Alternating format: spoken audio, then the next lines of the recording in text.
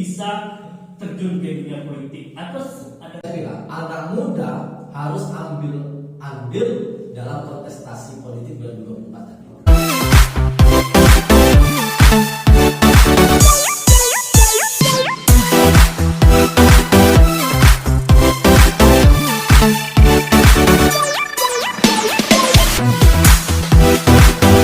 Oke baik, assalamualaikum warahmatullahi wabarakatuh. Selamat sore, pendengar semua tong kosong dimanapun berada. Dan kali ini kita kedatangan tamu yang sangat istimewa banget, yang jauh-jauh dari Kayu Aro, seorang anak muda yang sangat kreatif dan memberanikan diri untuk maju di 2024 pada tahun depan. Bersama Mas Dedi. Apa kabar Mas Dedi? Sehat. Alhamdulillah sehat. Dan juga ada Bang Tatang. Ya, karena Bang Tatang sehat ya? Sehat. Alhamdulillah. Nah, buat bincang-bincang kita pada sore hari ini, kita bincang santai saja ya. Bagaimana kita melihat perkembangan zaman yang sangat luar biasa, di mana zaman milenial kita hadapi pada saat hari ini, di mana banyak anak muda yang memberanikan diri untuk maju ke kancah pemilihan pilkada ataupun di pilbuk ataupun di provinsi. Ya, ini luar biasa loh, anak-anak muda yang sudah berpikir ke depan dan ingin memajukan daerahnya. Betul ya? Betul banget. Oke, sekarang untuk terlebih dahulu kita perkenalkan diri dulu mungkin ya. Perkenalkan diri buat dari Mas Dedi juga Bang Tatang ya. Oke, silakan buat Mas Dedi terlebih dahulu. Saya dulu ya. Iya. Baik, sebelumnya assalamualaikum warahmatullahi wabarakatuh. Waalaikumsalam warahmatullahi wabarakatuh. Nama saya Dedi Setiawan SPD. Ya. Saya lahir di Desa Gersituo, Kecamatan Kayu Aro, Kabupaten Kerinci. Kalau sekarang tinggal tuh di Desa Marjaya. Tapi asli itu kalau darah campuran ya, darah campuran. Bukan kopi susu tuh. Bukan kopi susu, darah campuran. Jadi ayah saya itu asli dari desa kecil, air hangat, dan ibu saya itu asli Jawa dari Kayu Aro. Jadi saat ini kalau boleh dibilang ya ke Jawa masuk, ke Kerinci masuk. Tapi alhamdulillah bergaulnya ke seluruh suku kita masuk di sana. Jadi di sini sebelum kita lanjutkan, jadi perlu saya sampaikan bahwasanya kita selama ini kan mengenal orang-orang yang terjun ke dunia politik itu adalah orang-orang yang kaya gitu. Betul.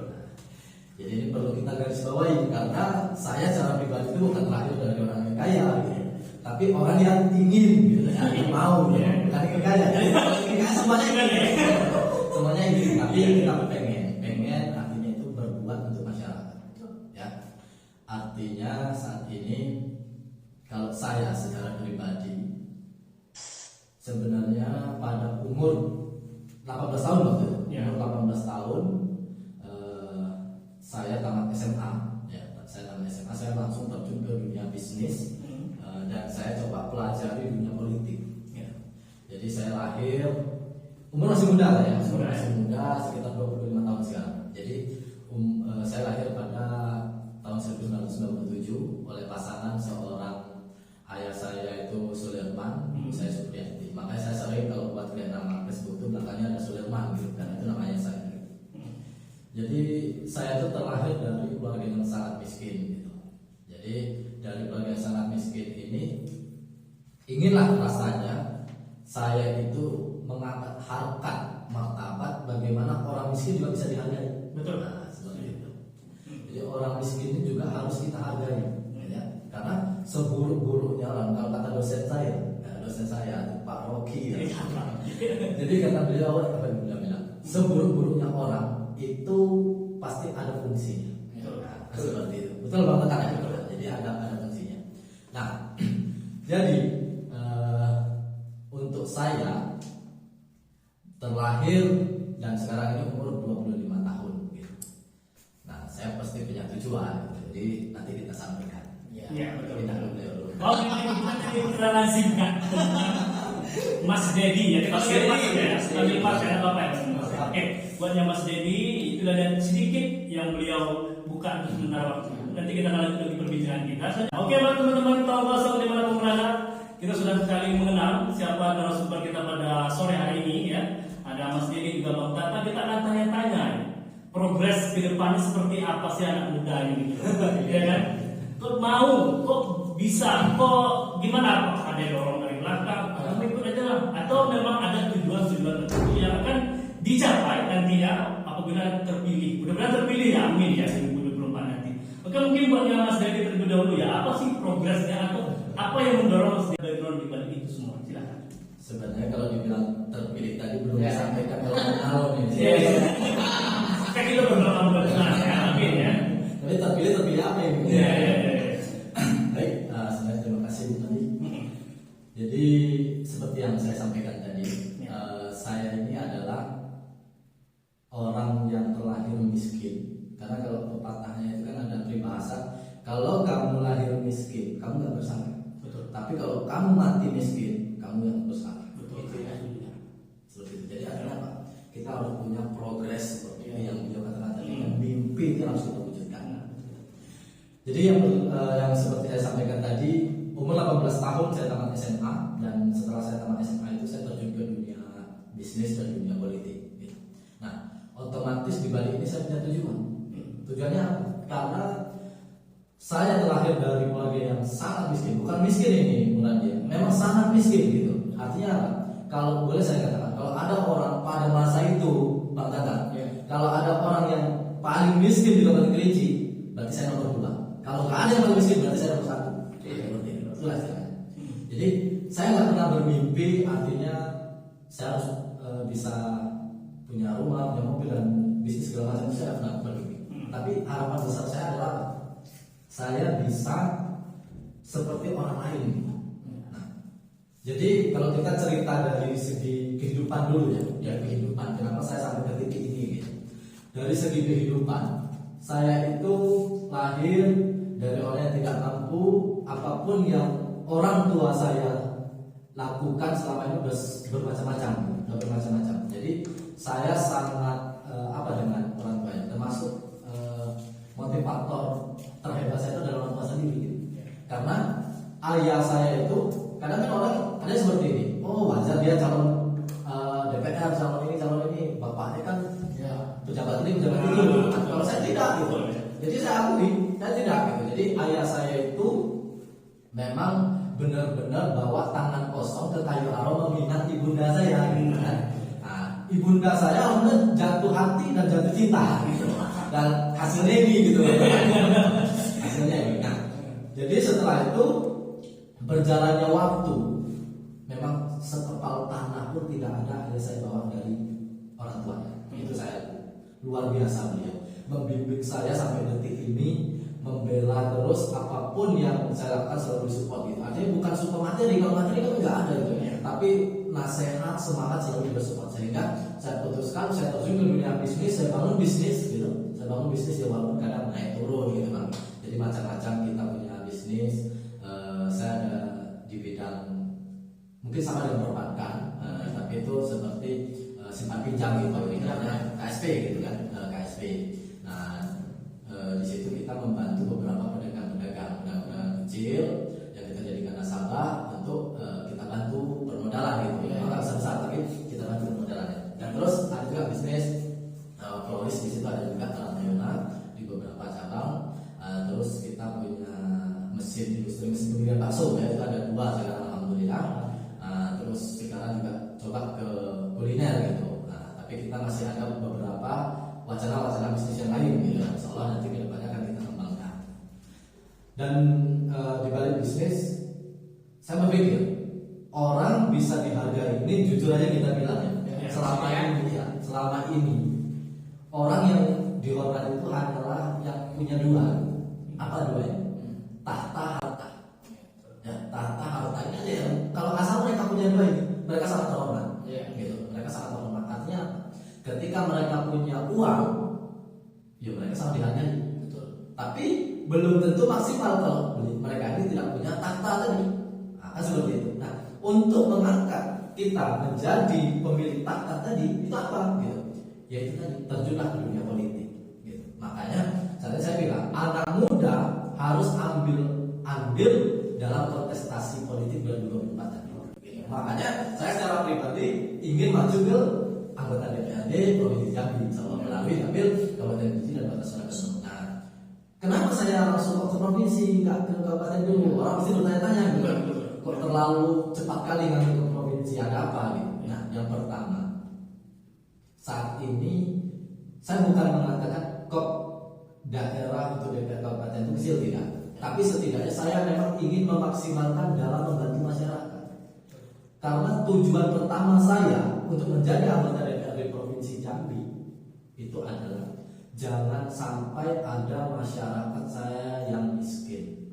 Itu aja yang pertama. Artinya apa? Yang miskin yang pertama, miskin ini bukan hanya faktor ekonomi saja, Bang. Ekonomi pasti, tapi artinya miskin dari segi pendidikan, dari segi dari kesehatan seperti itu. Itu harus kita perhatikan. Gitu, Bang. Income kita untuk Sumatera Barat berapa, Bang? Coba kita perhatikan.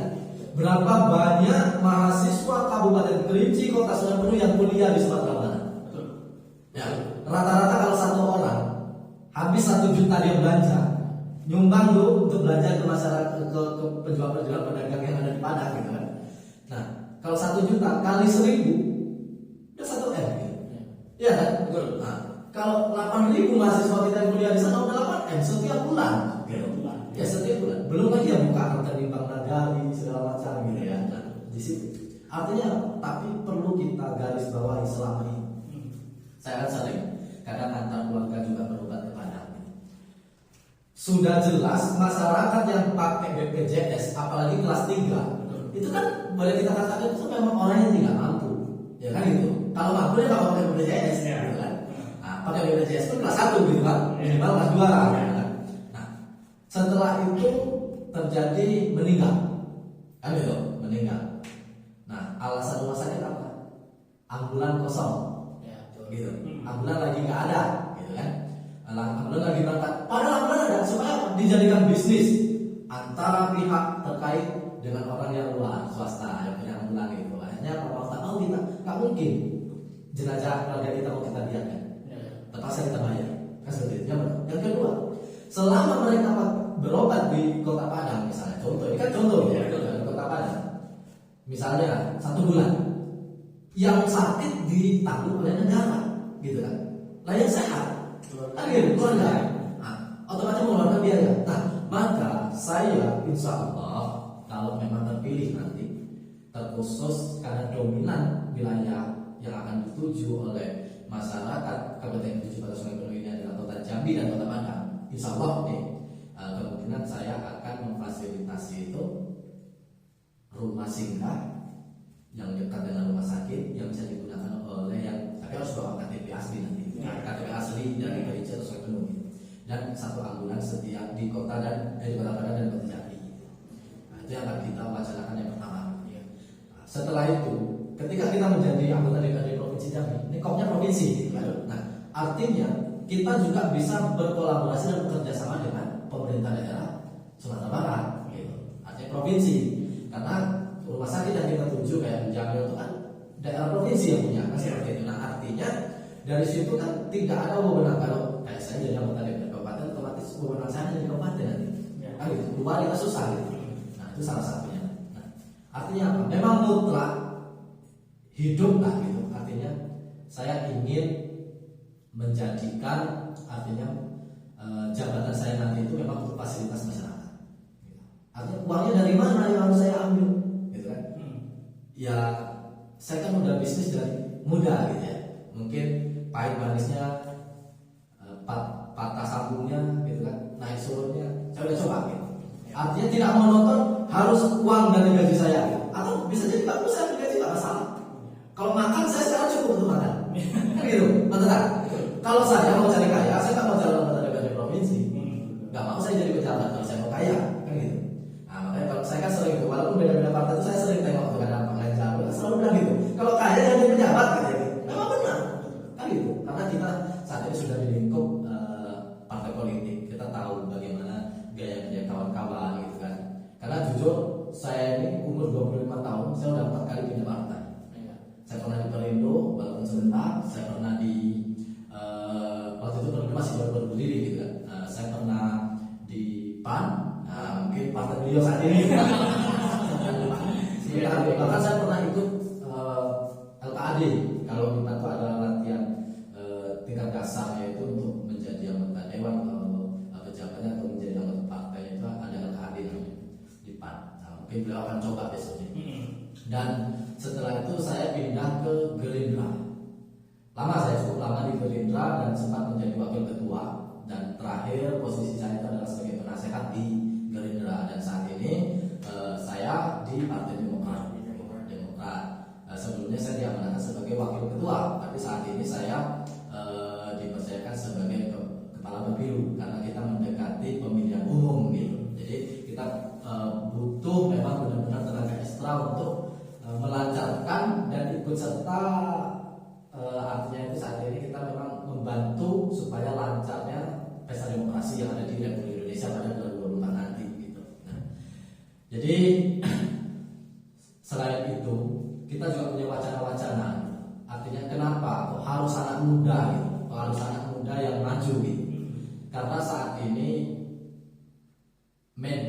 dunia ini sudah dikuasai oleh media-media sosial. Kan seperti itu. Oleh media massa sudah dikuasai. Artinya saat ini memang benar-benar orang yang memahami teknologi gitu. Kalau masih gaptek, ya hanya itu nanti kan, gitu kan. Suruh rapat tidur. Seperti itu. Ya kan baca tulis kayak gitu itu. Kalau sudah baca tulis kan suruh rapat pokoknya. Atau yang game ya.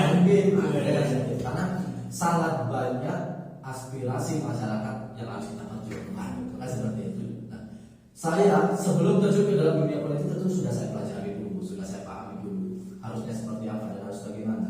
Kalau saya jadi ini harus gimana gitu. Artinya kalau saya saat ini posisinya logo, menang atau kalah, maka saya bilang ke masyarakat, kalau memang menurut masyarakat saya jahat, jangan pilih saya. Tapi kalau memang mau milih, pilihlah yang terbaik menurut hati dan menurut Allah. Mana yang terbaik? Kalau menurut Tuhan kita saya baik, insya Allah pas buka kertas suara nama saya yang nampak di sini. Kalau memang saya terbaik. Tapi kalau memang saya jahat, kalau pilih saya nggak bisa. Harus saya ikhlas. Artinya 2024 saya udah siap-siap gitu ya. Pokoknya jangan sampai saya tendang batu di jalan. Banyak saya berarti yang siap, nah kalau dia tidak siap. Ya, betul. Maka itu udah saya siap. Artinya apa? Itulah tujuan saya, membangun bisnis dari sedini mungkin.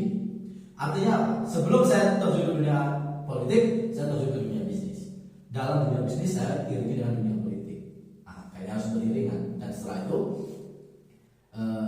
saya siap dunia bisnis saat ini. Seandainya pun saya kalah, saya pasti punya kegiatan lain untuk membantu masyarakat. Tidak menonton saya harus jadi anggota dewan, harus jadi bupati mungkin di depan saya gitu kan. Tidak. Saat ini pun alhamdulillah sedikit banyak kita sudah ini artinya sudah ya sama kayak menjelang puasa, menjelang lebaran gitu kan, pas puasa. Artinya kita tetap turun ke masyarakat, kita bantu, terutama yang di KSP kan, baik dari segi permodalan. Alhamdulillah hampir setiap hari itu ada yang datang ke rumah dan ke kantor. Luar biasa. Anak muda yang memikirkan kesejahteraan itu. Karena saat ini gimana ya? Boleh kita bilang kan, orang kan punya mindset berusaha harus punya modal. Kalau kita enggak, modalnya nanti, mentalnya dulu, gitu kan? Akhirnya apa? Setelah mental kita terbumbui, waktu banting, ya bangun. Kalau kata beliau tadi kan gitu. Nah, kalau bisa kita udah mati, lu masih bisa berdiri. Nah, seperti itu, itulah dewasanya. Kan, gitu. Tapi jangan beneran nanti lari orang. Gitu. Jadi, artinya saat ini, makanya saya juga selalu pesan gitu. Kan banyak orang, saya sering kok dikatakan, artinya kamu itu terlalu cepat untuk terjun ke dunia, terlalu tinggi kan ya, ekspektasinya terlalu tinggi gitu. Nah, saya bilang, nah kalau kita nggak artinya punya niat, ya kapan kita tercapai gitu kan? Lawan kita seorang niat dulu gitu kan? Oke, baik, kita lanjut dengan kejadian tentang para pemuda. Jadi jangan pernah takut untuk memulai dan jangan pernah takut untuk mencoba. Betul. Karena ini momen anak-anak muda Kerinci dimanapun berada yang dirantau, silakan pulanglah ke Kerinci. Bangun Kerinci. Bangun Kerinci. Bangun daerahmu, ngapain kamu lama-lama dirantau? Iya. Memang ada pepatah mengatakan orang susah adalah orang yang merantau. Iya. Tapi ingat di mana kamu dilahirkan, di mana kamu dibesarkan. Betul. Jangan lupa dengan itu. Jangan lupa dengan tempat kita kelahiran. Ya, itu Mas Eri ya. Aku Mas Eri campur kayak gado-gado bisa dibilang. Ada Jawa sedikit, ada Semurutnya. ada Kerinci sedikit, tapi tetap hati beliau ada di Kerinci. Betul. Saya sepakat. Oke, kayak gini buat Mas Tatang dengan Jadi ya, luar biasa anak muda yang berani terjun langsung teman-teman di kancah politik di tahun 2024 nanti. Mudah-mudahan mereka mendapatkan kursi dan duduk dan bisa membantu kita semua masyarakat kritik atau sebenarnya khususnya Mas Tatang dan juga Mas Dewi itu di provinsi Jambi ya. Ini nggak usah khawatir lagi kalau mereka sudah ditakdirkan duduk, kita sudah aman. Oke baik. Buat yang ganti-ganti tahun kosong dimanapun berada, mungkin itulah dia dari sekilas perbincangan kita tentang Mas Dewi juga Bang Tatang ya, yang anak muda yang berpikir ke depan ya. Karena kita sudah 5.0 sekarang. Ya, Dan di luar negeri sudah 6.0. Ya. Sudah tertinggal kita satu angka. Oke, mungkin untuk pertanyaan terakhir ya, pertanyaan terakhir sebagai penutup kita pada sore hari ini ya, karena kita ingin berbuka juga. Silakan Pak Mas dedikasi motivasi ataupun semangat anak muda kita agar bisa berpikir itu ke depan. Jangan hanya itu ke itu saja gitu ya. Bukan Mas Dewi. Baik, terima kasih Bu Radi. Tapi sebelumnya ini mau pesan dulu dengan beliau. Ya. Karena takutnya besok kalau beliau udah dilantik kan, lupa gitu. Enggak. Aman ya. Tapi saya mau pesan. Ya.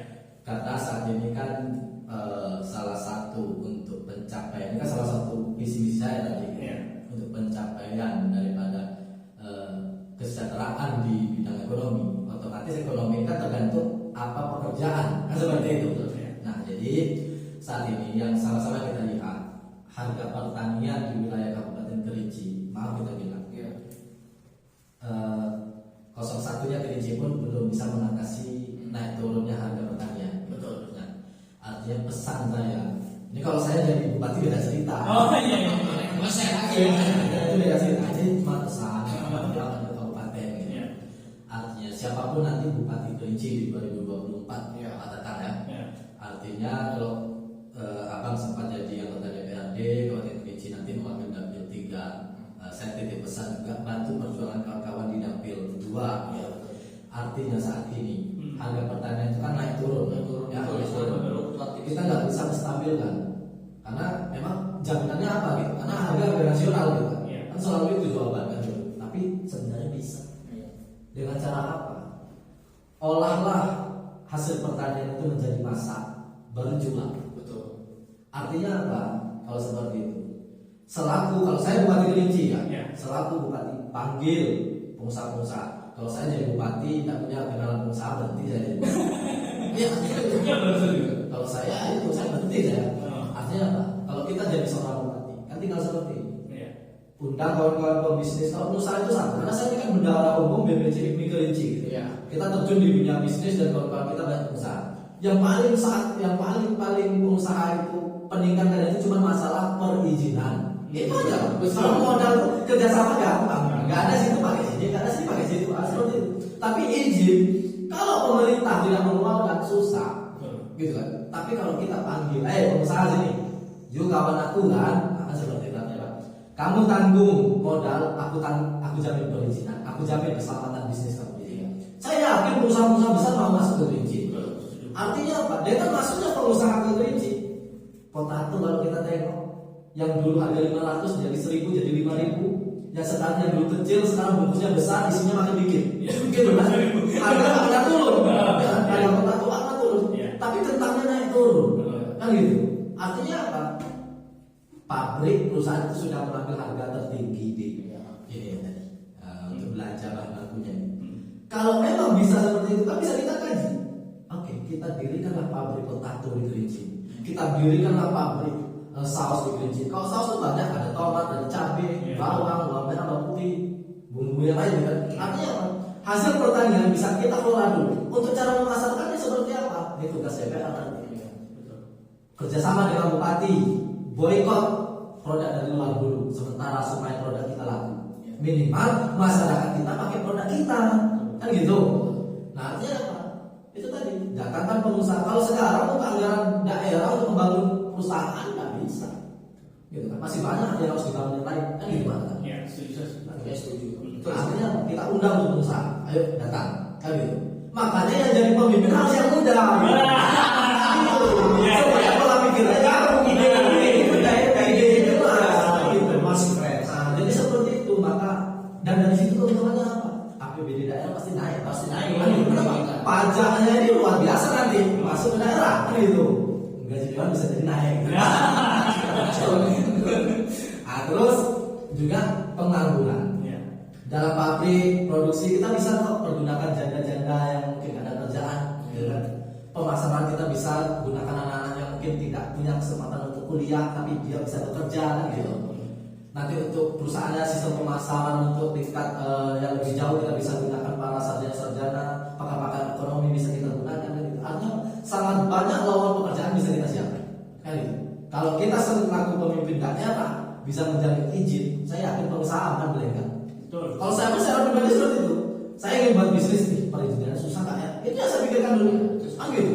Karena yang saat ini yang kita harapkan besar, makanya saya sangat berharap. Saya sering berbicara dengan Haji Angga gitu, ketua imigrasi juga. Tolong coba koordinasi dengan kepala daerah gitu. Minta dong untuk perizinan ini dipermudah. Ya. Nah, jadi harapan saya itu perizinan di wilayah Kerinci itu terutama harus dipermudah. Nah, makanya nanti kita duduk provinsi kan bisa kita juga berkolaborasi dengan kawan-kawan yang HIPMI pusat, HIPMI provinsi gitu kan. Ayo bantu nih daerah Kerinci datangkan investor gitu. Nah, bisa seperti itu. Tapi kalau bupati atau kepala daerah atau artinya pejabat terkait tidak punya kenalan seperti itu ya, kalau saya yang jadi saya berhenti. Ya. Karena nggak ada keuntungan saya. Cuman maka tadi saya bilang kan, kalau saya jahat jangan pilih. Tapi kalau menurutnya saya, menurut masyarakat dan menurut Allah saya bisa terbaik untuk dipilih, pilih. Karena saat ini bang boleh, makanya kita juga pesan dengan mudah sekarang. Ngejar boleh, kan gitu. Ngejar boleh, tapi jangan terlalu dikejar. Karena apa? Mau depan mata kalau ada rezeki kita nggak akan jadi hati, nggak bisa. Mau sejauh negeri Cina gitu kan? Kalau memang rezeki kita akan dapat, kan gitu. Nah, sekarang ini saya kejar-kejar cewek di sini tapi tapi saya tahu nanti katanya ya. Oke baik, itu tadi closing statement Satu dari. lagi. Oh masih ada. Jadi sangat betul yang beliau sampaikan tadi nak. Artinya kami, ya ini kami lagi bahasa bukan saya atau dia. Kami punya tujuan A, B, C, D itu tadi gitu kan. Artinya itu bisa tercapai apabila kami masuk ke dalam sistem. Betul. Kan itu. Artinya kalau kami bisa masuk dalam sistem, kami akan wujudkan itu semua. Kan itu. Dan satu lagi pesan untuk kita semua. Artinya saat ini selalu pesan saya kepada seluruh pemuda yang bertemu dengan saya gitu kan, mahasiswa, saya selalu pesan ini. Mau gagal atau gagal selamanya? Iya. Kenapa? Kalau kamu mencoba, kamu akan ketemu titik gagal, tapi ada kemungkinan kamu berhasil. Tapi kalau kamu tidak mencoba, sudah pasti gagal selamanya.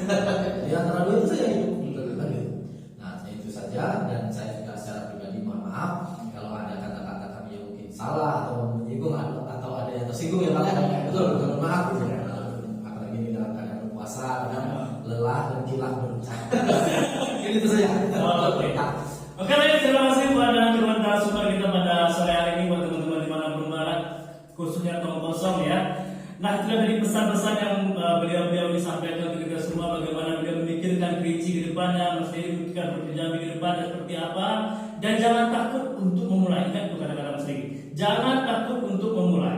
Kalau kita takut untuk memulai, kapan kita akan tahu kita akan gagal. Terima kasih Tong Kosong hari ini, bunyinya sangat nyaring. Terima kasih.